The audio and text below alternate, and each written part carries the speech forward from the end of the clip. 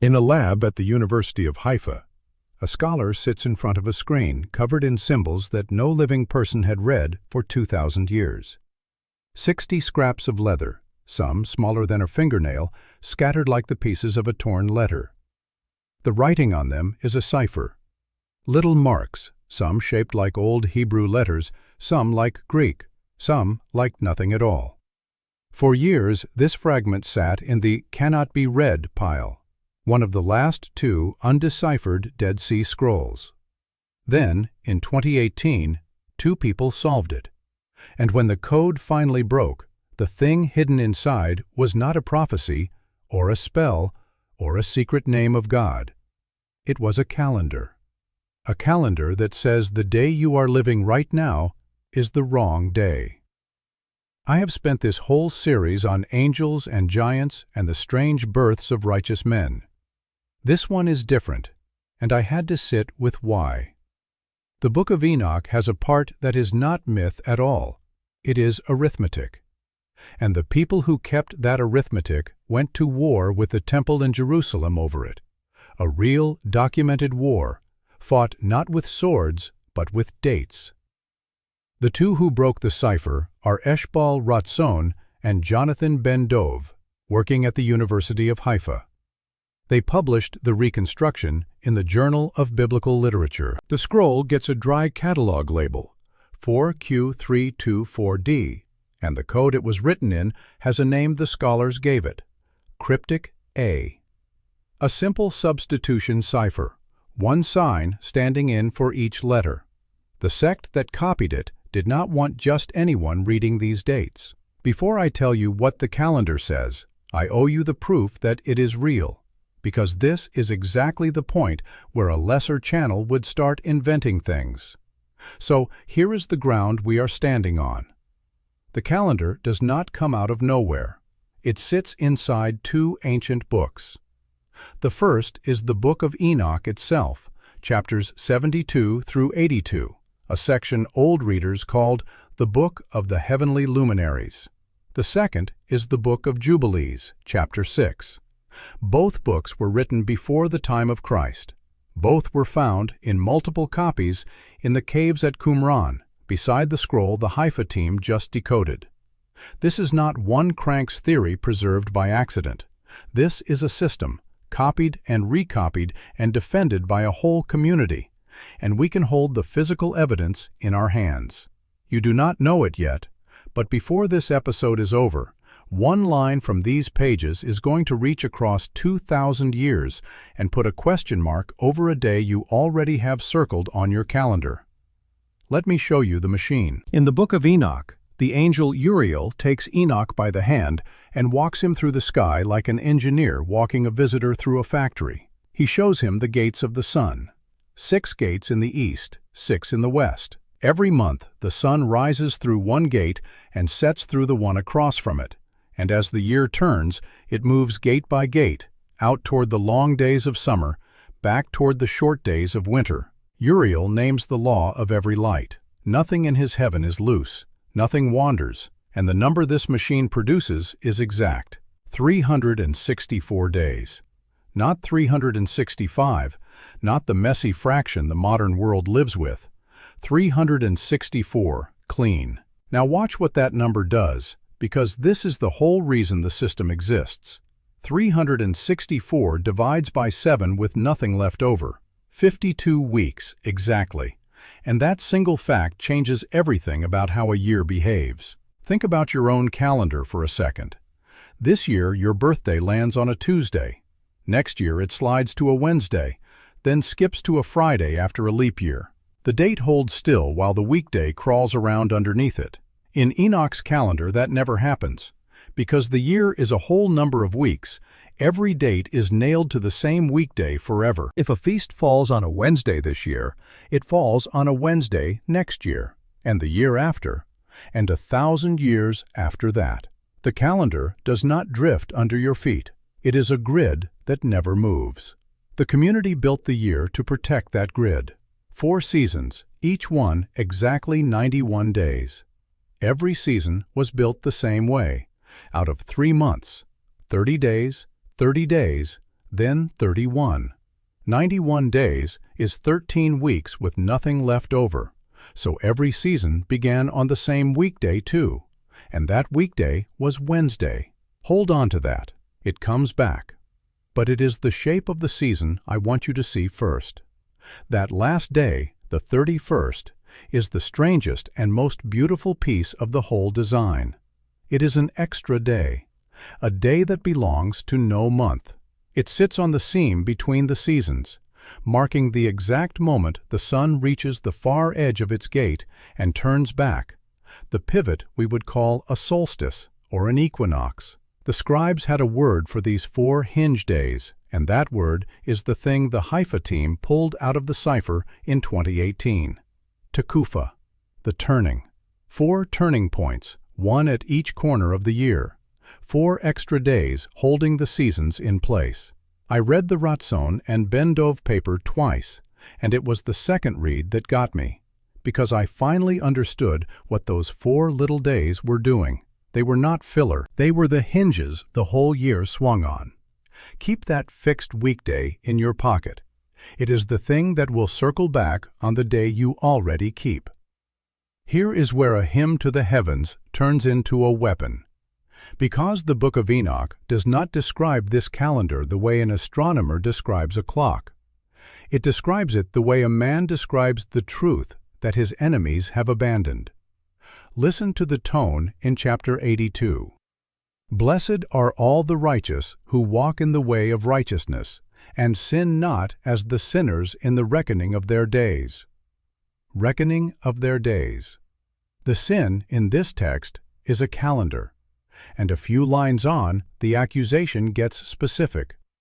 There are people, it says, who do not reckon the year at 364, and because of them, the seasons come wrong, and the feasts fall on the wrong days. The Book of Jubilees, chapter 6, says the same thing with the gloves off.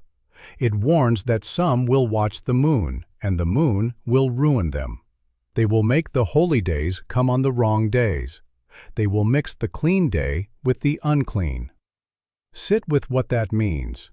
This is not a quiet preference for one system over another. It is one group of Jews telling another group of Jews that the days they gather to worship God are the wrong days, that their holiest feast is landing on ordinary time, and their ordinary time is stealing the holiness of the feast. In a world where the calendar told you when to stand before God, telling a man his calendar was broken was telling him his whole worship was aimed at the empty air. And who were they aiming that accusation at? The temple in Jerusalem, the center of the whole religion, because the temple ran on the moon. The mainstream Jewish year was lunar, 354 days, 12 moons, with an extra month shoved in every few years to catch up to the sun. Against that swaying, correcting lunar year, the Enoch calendar set its fixed grid of 364 and did not call the moon watchers merely mistaken. It called them lost. We are 2 steps from the line I promised you. Stay close. For a long time, you could have called all of this a paper argument, a dispute inside old books, with no way to know whether anyone truly lived by it. Then the Dead Sea Scrolls came out of the caves, and the argument turned out to have an address. The community at Qumran, the people who copied and hid these scrolls, did not just own the Book of Enoch and the Book of Jubilees.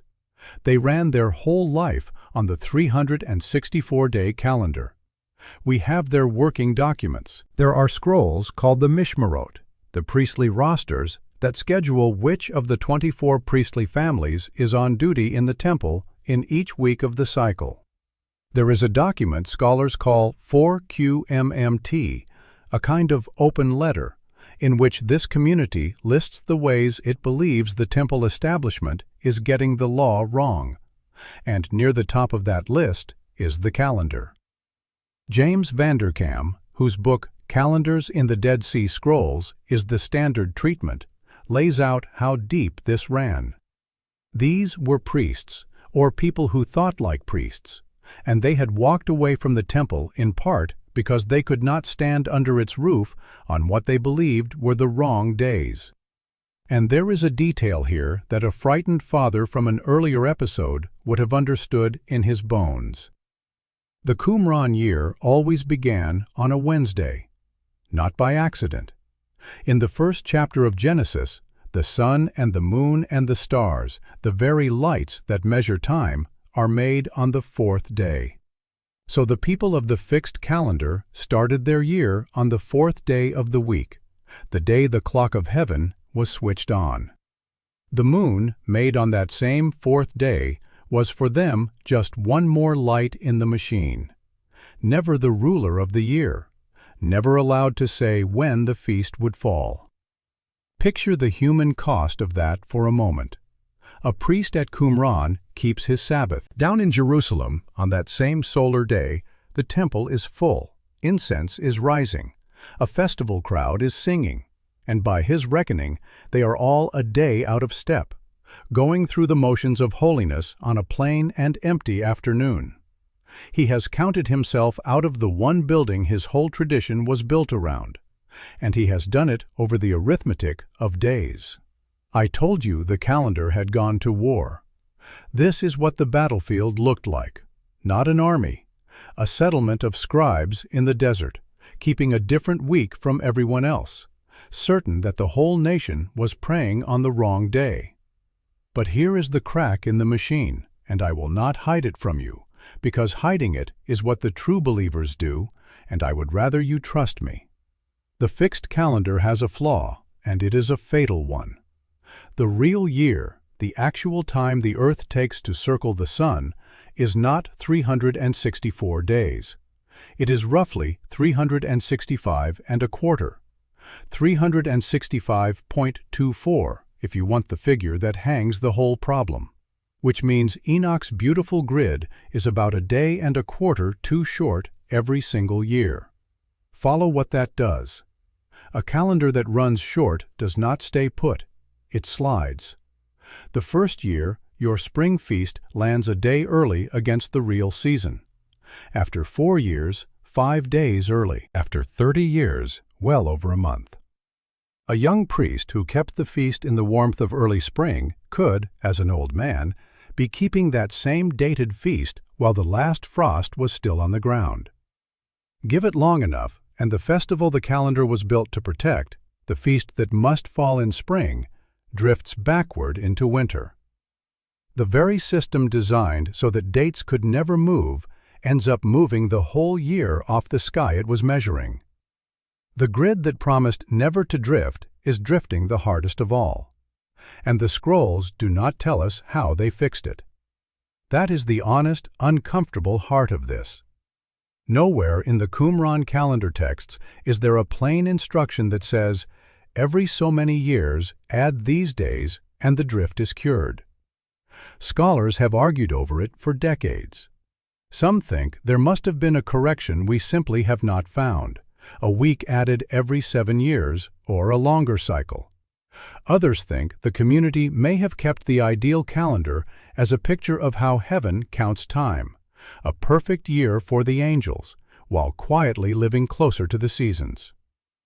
I want to be plain about where the evidence stops. We do not know. The people who fought a war over the right day left us no clear answer to the one question that could have broken their own calendar. That is not a thing I can resolve for you. It is a genuine hole, and I would be lying to paper over it, which is what makes the little decoded scroll from 2018 land the way it does. Because it is not theory, it is their own hand. Ratzon and Ben-dov at the University of Haifa took 60 scraps of a scroll written in that substitution cipher and put them back together, and what came out was a working document of exactly this calendar: the festivals, the turning points, the 4 Tekufah days named out loud for the first time. After 2,000 years, the people who kept the forbidden calendar got to describe it in their own words again. The argument stopped being ancient. It became a thing happening on a screen, in a lab, this decade. So why did it lose? because make no mistake, it lost. And there is no bonfire in this story either. I have said in earlier episodes that these books were not stolen from you by a conspiracy, and this is the clearest case of all. The 364-day calendar did not get hidden. It lost an argument, out in the open, over a very long time. The temple establishment kept the moon. When the temple fell in the year 70, the rabbis who rebuilt Jewish life around the synagogue built on the lunar calendar the temple had used, the calendar that, with its correcting extra month, actually stayed in step with the seasons. The fixed solar calendar had no institution left to carry it. Its home community at Qumran was gone, and the books that held the system, the Book of Enoch and the Book of Jubilees, slowly fell out of the Jewish canon, and then out of most of the Christian one. When those books went, the calendar went with them. Not seized, not buried, just no longer copied by the side that won, until it survived only as cipher scraps in a cave and a handful of chapters in an Ethiopian Bible that never let Enoch go. There is a moment, reading the scholarship, where you can see how close it came to being noticed all along. The clue was never hidden. Anyone who did the division, 364 into 52 clean weeks, was one step from seeing why a whole community would die on this hill. For centuries, almost no one did the division. And here is the honesty I owe you at the end, the part where I tell you where I stand and admit it is where I stand. One scholar, Rachel Elior, in her book The Three Temples, pushed the claim further than most will follow her. She argued that this solar calendar was not the rebels' invention at all, that it was the original priestly calendar, the calendar of the Zadokite priests who ran the first temple, older than the lunar year that replaced it. If she is right, then the moon watchers were the newcomers, and the desert scribes were the last men keeping the oldest reckoning of all. Many scholars think she has reached too far, that her clean split between priestly time and lunar time is tidier than the evidence allows. I find her case haunting, and I do not think it is proven. I am telling you it is contested on purpose, because the temptation to make it settled is exactly the temptation this channel exists to resist. So the circle closes on a single extra day. Everything in this calendar hangs on those 4 days that belong to no month, the Tekufah, the turning points the sun swings around. Add them and the year is a perfect grid, 52 weeks, every feast fixed on its weekday forever, safe from the drift of the moon. Leave them a quarter day short of the real sky, and the whole perfect machine slowly slips off the seasons it was built to hold. The community bet everything on getting the day right, and by their own arithmetic, over enough years, the day gets away from you no matter how tightly you hold it. Which leaves the question they could not answer, and neither can I. If they were right, if the true year is fixed, and the moon leads you astray, then somewhere across 2,000 years of drift, the feast you keep may have wandered off its day, and you would never feel it move. The people who saw that most clearly hid their calendar in a cipher, and it took until 2018 to read them again. The scribes at Qumran did not only quarrel about the calendar. They believed the priests of heaven and the priests of earth were meant to sing on the very same day, one choir on 2 floors of one temple. In the next book they left behind, one of their own claims to have gone up and stood in that heavenly temple, and to have heard the song. That is the page